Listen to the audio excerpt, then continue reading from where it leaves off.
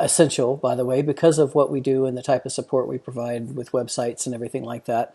But I wanted to go live on here for a minute and talk about something that we've had it we've been doing it for a while, and it's kind of in the works. But I think during right now, I think that it's a good idea while people or businesses are reevaluating kind of everything they got going on. I wanted to take a minute and talk about marketing and talk about branding in a way that maybe you're not used to hearing. So I'm just going to kind of go through a mind map with you here real quick and just dive into it. And I'd love to hear your thoughts on it. And let's if it's something that intrigues you or you get some value from it, please let me know. And in full disclosure, my company will manage any of this for you if you want. But we're also here to be a resource and help. We can help with any part of it or the whole enchilada. But you'll probably notice that in every single business category, there's always one or two companies that just crush it. They're just out there.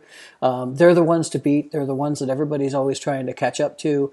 And we've had the blessing of being able to work with several companies that are like that and help them go from being the nobody to the somebody. And it takes a concentrated effort of a lot of things. And not every business owner gets it. And a lot of times when a company will come to me and they'll say, hey, I want you to do this. Your brand comes into play with that. And what I mean by brand isn't your logo and your color palette and, your style guide. It's really more along the lines of how you do business and the integrity with everything that you put out there, with everything that you do. And I'll go about that for a second. So I'm going to switch over here to a mind map that I've got. We have something, and basically what I call this is like my digital makeover plan. Like if we ever had a client that came in and said, you know what, throw everything you got at me, this is what that looks like. So normally I would consider this a trade secret, but right now I'm just hoping that it shares, it gets you thinking, and possibly about some stuff you do. So basically it has two parts. It has an online strategy and an offline strategy. The online strategy is the part I'm going to spend the most time on. The offline strategy is important to have here because, again, it has to do with your brand, and it has to do specifically with how you run your business and interact with clients. This isn't a hard and fast rule. If you get 75% of these, you're good. But if you do 100% of them, you're going to see some amazing results. So the first thing is, answer your phone live. This sounds so crazy to have to say this in 2020, but answer your phone. Don't rely on, if you got it going to your cell phone, answer the thing or forward it to somebody that will answer it. Nobody likes getting a voicemail, and for the love of baby Jesus, please don't let your voicemail get full so that people call to do business with you and get a message saying your mailbox is full and can't even leave a message. That's going to kill you. It just is. Always ask how somebody heard about you when you answer that thing. Answer their questions. Don't be pushy about selling them. And mostly we work with service businesses, and this is a big one. Show up when you say you're going to show up. Be friendly and professional when you're there. I've had people that I hired to do work at my house, and they come in and they start talking about all this negative crap they've got going on with other people and stuff like that. Don't get into that. Don't let your employees do that. You need to make sure you keep things very friendly and professional. Do what you say you're going to do. Deliver excellent service. Make sure you can collect their email and phone number if it's not an online lead. A lot of times people will get a call and they'll go out, they'll do the call. They'll never ask somebody for their email. But if you don't, and you'll see why in the strategy that I'm going to talk about in a second, that email address is so important. Once you're get done, ask for a review when you're there. When you're at their house providing your service, ask for a review before you leave. And it's a perfect time to say, are you happy with the service I provided? And if they say no, fix it. Fix it right then and there. Don't let it become a negative situation. And then ask them to leave a review. Give them an incentive if you can.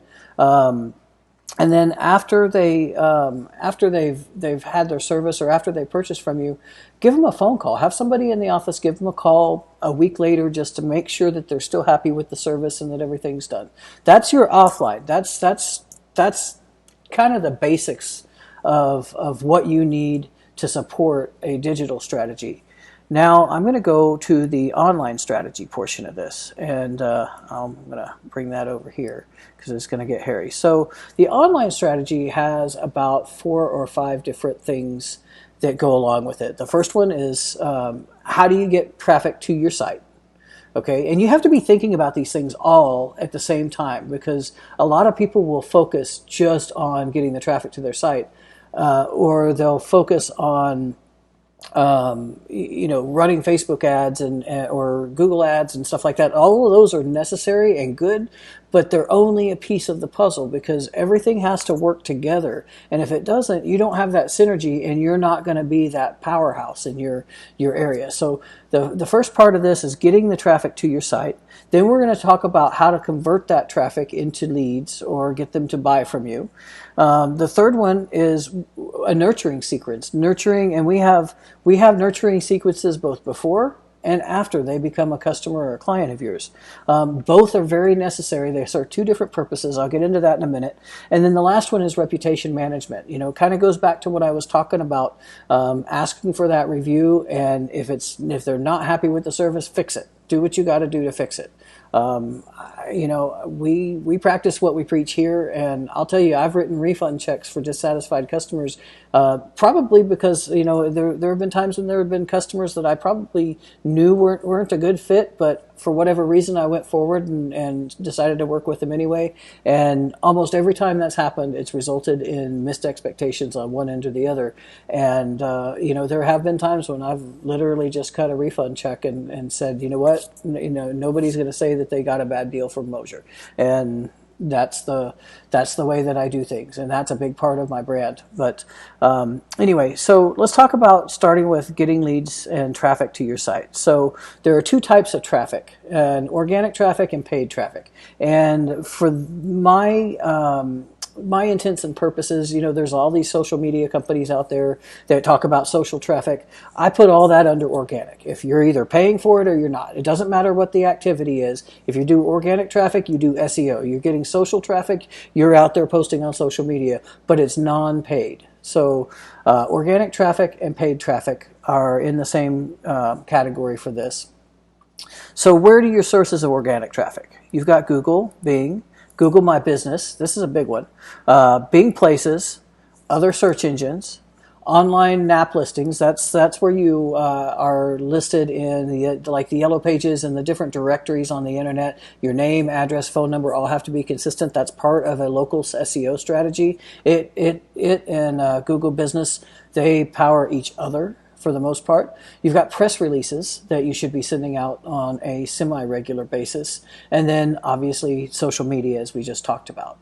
That's all your organic that's all your organic traffic. And you need to be doing something actively for every single one of those every single month. I would even argue more than once a month. But that's just your organic side. Now let's get to the paid side. And everybody's always scared of paid traffic because they've always, tell me that they've had a situation where they've hired somebody to help them with paid traffic, or they've tried to do it themselves and they didn't get a result. I'm willing to almost bet you a steak dinner. No, it's not even an almost. I will bet you a steak dinner the reason that you had bad results in the past are because you didn't have all the other pieces that needed to be in place for it to work right. So let's talk about paid. So paid, there's Facebook ads. We have Instagram ads. We have Google ads. If you are targeting professionals, there's LinkedIn ads. Now, some of our clients, they target LinkedIn, some of them do not. But if it makes sense, then do it. Almost every business, though, can benefit from YouTube ads, and and I should take this remarketing, the next thing on the list here, I should probably take that, put it in red, bold, and blow up the font about 20 pixels, because remarketing is the cheapest way for you to advertise online. Once you've gotten somebody from any of these other channels right here, whether it's organic or paid. Once you've got somebody from any of these channels that you get them to actually click through and visit your website, they become part of your audience. Don't let them slip away. You need to keep your company right in front of them using remarketing. So that's your paid traffic. Now, that covers getting the traffic. So those are all the different ways that you should be doing. Those are all the different things you should be doing every single month to get traffic to your site. And just by the sheer volume of what you're doing and the activities that you're putting into it, there is no way for you not to increase traffic. The question is it the right traffic? That's where you need to make sure that your paid search strategy is strong, and that your organic traffic strategy is strong. When you're posting on social media and you're linking people back to your website because you're offering a special, they need to land on a page that's a special. That's a whole other thing. In paid traffic comes to landing pages and stuff. We're gonna talk about that here. So let's talk about actually converting this traffic into leads and into sales. All right. So to do that, we're going to talk about offers and call to action. Okay, offers and calls to action. There will always, if you've ever studied Dan Kennedy, he's a direct response marketing guy, but one of his 10 commandments for marketing is there is always and will always be an offer. So make sure you've always got an offer. When you have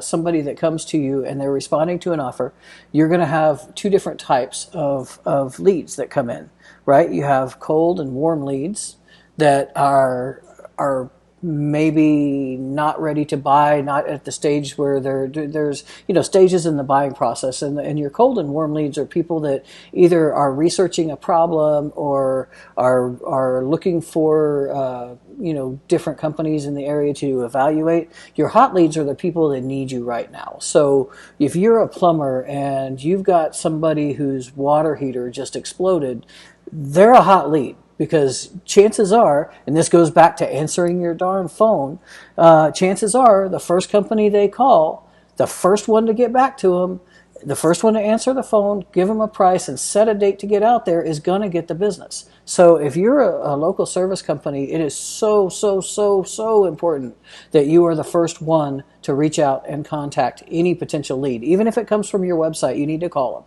them, text them, send them an email. I'll get to that in a minute too. So let's move into that. Nurturing before the sale. All right. So you handle these different types of leads a little bit different. Okay. I will go back to, how I said up here, remarketing and retargeting. It should be one of the biggest and it's actually one of the most fundamental things that you can do. All leads, anybody that ever fills out anything on your site, you need to retarget them with an offer. Now that's a little bit different than your general retargeting, because your general retargeting is really more like, hey, we're here, whatever. But when somebody fills out a lead on your site and it takes some action to connect with you, you definitely want them to start seeing offers, so that perhaps you do reach out to them and leave them a voicemail or whatever, and they're on the fence for a couple of days and they don't call you back. But if you're retargeting them with an offer, because you already know they're interested because they filled out something on your site, retarget them with a specific offer for a service. HVAC. If in an HVAC industry, you might do a free inspection or your initial maintenance free. Whatever it is, you've got an offer. Let's create one. And let's get it in front of the people that have raised their hands and said, hey, I'm interested in your service. But let's talk about specific strategies for the different types of leads. So hot leads, you want to get in touch with them immediately. Get them on the call. If you have the manpower to do it, get them on the phone. If you don't have the manpower to do it, you can use a ringless voicemail. And ringless voicemails are a bit of a controversy, but they're absolutely legal if somebody gives you the permission to leave it. The thing you don't want to do is you don't want to spoof a number. Don't go with any kind of trickery. But if you genuinely can leave them a ringless voicemail to let them know that you received their inquiry and you're looking forward to learning more about what they need, or serving them, or whatever applies to your particular company. Ringless voicemails are a great way to do that because they can be automated. We actually developed a plugin for WordPress that does exactly that. Whenever leads come in, we hit them with a ringless voicemail. We hit them with an SMS message and a email template that we work with you to put together. And so that's what you do with the hot leads. You just get on with them right away. Now your warm leads. Basically, what you want to do with these guys that aren't ready to buy just yet, if you can get their email address, you want to get onto them with an offer email sequence. And you can put the hot leads through the email sequence as well. But if people that are more or less doing research, so let's just say that you get the inquiry, you talk to the person, and they're just feeling you out for pricing right now. They're not really ready to make a decision, but they're considering it in the future. That would be what I would call a warm lead, and those are the ones you need to do an offer, an email sequence. And for the intents and purposes, I'm going to put warm and cold together and just say that we use all of these sequences. So we have with the warm leads, they've already expressed some interest. So again, always have an offer. We start sending them emails about an offer and asking them to say yes. Now, a cold lead is really somebody who maybe read something and just subscribed to your mailing list or whatever. You really don't have any idea what they're up to. A good way to get warm with them, to warm them up, so to speak, is to start with a get to know us sequence. Maybe a series of 5 to 7 emails. That's like, in my case, it would be, "Hi, I'm Jim, I'm the owner." And then the next email they might receive be, "Hey, I want to give you a virtual tour of our office." The next one is, here's my production manager, Alex. And just have a sequence of how you want to introduce your company to people that you come in contact with. Another thing is, any kind of cold lead that you can put in. These are perfect sequences for people that you meet at networking events and other things. Just make sure that you let them know that you're going to you be emailing them. But these are great sequences for introducing yourself more to somebody that you may have met briefly. And then another thing that works really well in the service industry is just put out a sequence on common causes of problems and how to fix them. Just things that are like annoying little things that people could probably do themselves.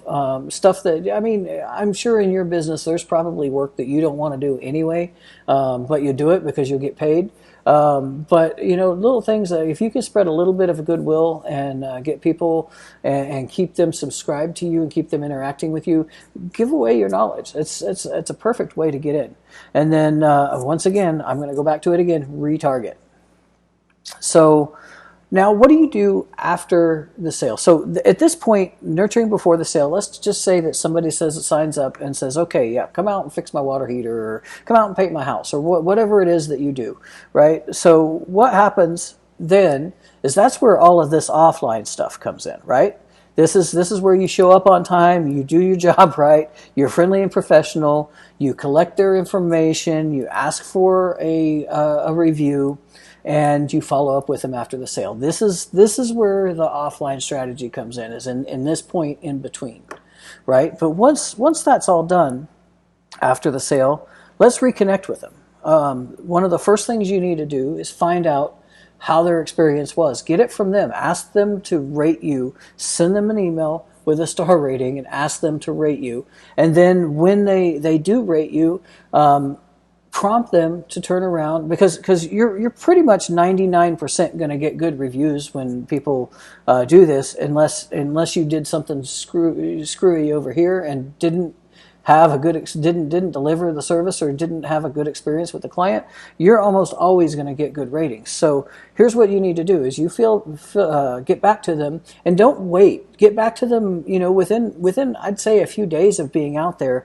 How would you rate your experience? Ask them for any offers of ways that you can improve, or ask them to tell you what they particularly liked about the technician that went out there, or again, whatever your service is. And what you need to do then is once they actually have taken the time to click on that email to start leaving you feedback, then what you can do right at that point is direct them to your Facebook page, direct them to your Google page to leave that online review. Because even though you might ask for it over here, that doesn't necessarily mean they're going to do it. Even if they say they're going to do it, people forget things. So we're going to remind them after they've done business with you what their experience is, right? And then you sign them up for seasonal offers or customer-only offers. These are good things to run, maybe once a quarter or something like that. You don't want to bombard them every week with something, but if you can come up with something seasonal, like right now, if I had an HVAC company with COVID-19, I'd be selling infrared, the UV lights for air handlers. I'd be selling those left and right, because that's going to kill 99% of whatever passes through there. So just come up with an offer, and it can be seasonal. It can be what's the word? Topical, I guess, depending on what's going on at that time. But always be thinking of an offer. Always be thinking of something that you can offer to somebody that helps them out, saves them a little bit of money, or gets them to pull the trigger on your service when otherwise they just needed that little incentive. After the lead goes, after the sale, after a few months go by, start a re-engagement sequence. So what a re-engagement sequence is, hey, and most good email marketing platforms will do this for you. It'll let you know when a lead is going dry. It basically means they're not clicking on the emails that you send, and they're not interacting with your website. And so say somebody goes 6 months without interacting with your website or opening any of your emails. Perfect time for a re-engagement sequence. You get back in touch with them and say, hey, hey Jim, I noticed that we haven't heard from you lately. Is everything going okay? And that's just as simple as it can be. And I mean, generally you're going to have a little more to it than that, but at a very minimum, that's enough. I mean, you don't have to really overthink this stuff. You need to get started, and then you'll learn as you go. Thank you cards. Hey, they're a great way to prompt people again to leave reviews or to remember you.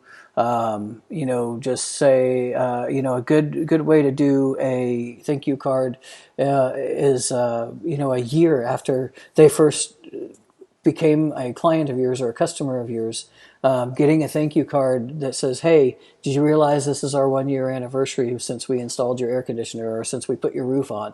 That's a little touch that not a lot of companies are going to do. And it's just something that's going to make them feel a little bit special. You can do it as an email. You can do it as a paper card. I have it in here under the nurturing sequence, because it's probably easier to do with email because you can record that date and you can set it up to be automatic. But if you could do it manually, that probably even makes a bigger impact. Reconnecting via social media, again, that kind of goes back to the retargeting a little bit.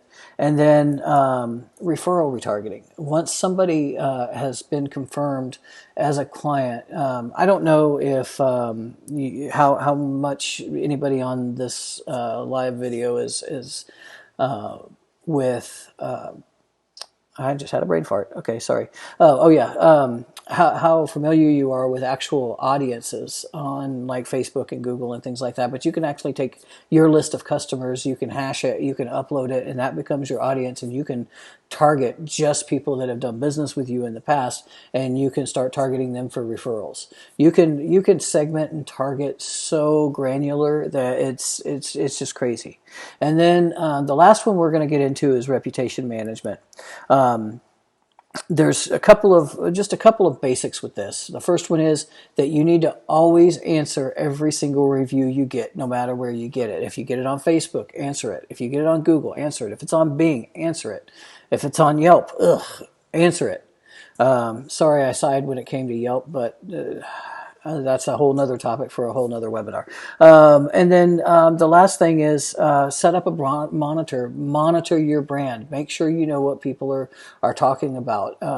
Again, this over here is important, and I should probably put another one on here about taking care of your employees is another one that really kind of comes off the offline strategy, because if you can have all the online marketing you want, you can a lot of companies or a lot of people will go out and they'll have all their friends leave them reviews. You know what, authentic reviews are always going to be best. Don't try and game the system, but I will tell you, when it comes to organic search and things like that, if you have a 5-star reputation on Google or on Facebook, and then somebody Googles your company and the second or third result is something from Glassdoor where one of your employees is talking about how you treated them like crap, that's going to look bad. You need to take into account all of your reputation when you do this. So I guess that kind of concludes the whole mind map. I'll zoom back out and let you guys see.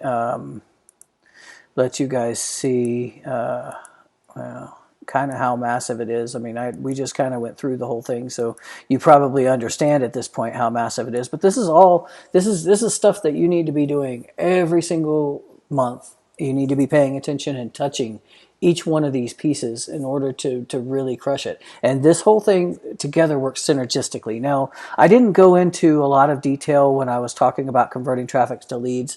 I think maybe before I do another webinar on this, I'll add some things under that section. But it's really important. Your website plays a critical part in this. Your website has to be set up for lead generation, for one. That means all your forms have to work. You need to be tracking people with pixels. You need to be counting conversions for paid and organic traffic, because you need to be able to know where your efforts are paying off. And if you're converting, if you're spending, 6 hours a day, well, that's an exaggeration, but let's just say that you're spending 5 hours a week on promoting yourself on social media and you're not getting any leads from it, but you're spending $100 a week on Google and you're crushing and converting like that, then, you have a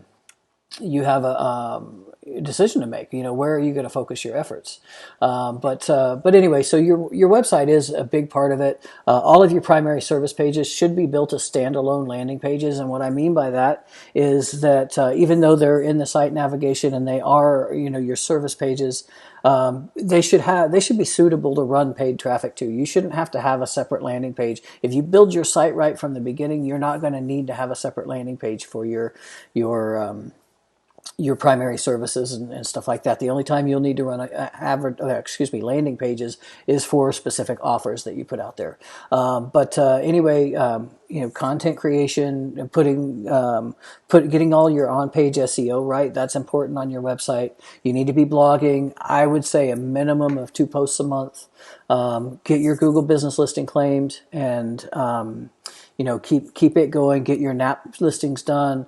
And if you're doing any kind of organic SEO or you're hiring somebody, make sure you get a link building campaign going and that it's being reported on every single month. Other than that, there's keeping your site up, keeping it secure. Your hosting comes into that. At Mosier Data, we have something called Site Care that takes care of most of the technical related stuff regarding maintaining your website. If you can, you can sit down and figure out. Most companies attribute like 7% of their sales to online marketing. That's a good number to start with, and see where you sit. But get yourself a pay-per-click management ad going. Get your retargeting set up, and make sure that you're getting those offers out there on social media. And then finally, we do we want to make sure that you're monitoring all of your properties. You're monitoring your Facebook, your Google.